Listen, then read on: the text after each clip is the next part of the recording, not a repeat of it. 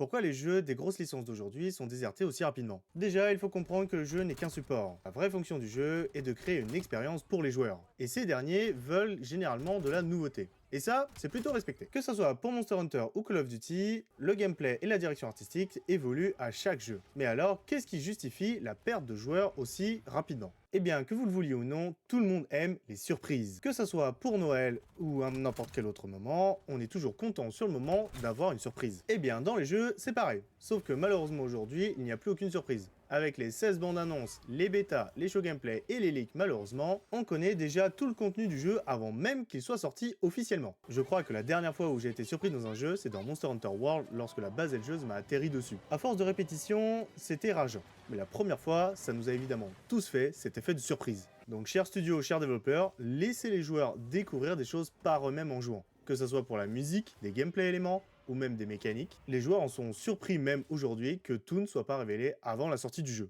Et vous, c'est quand la dernière fois que vous avez été surpris dans un jeu?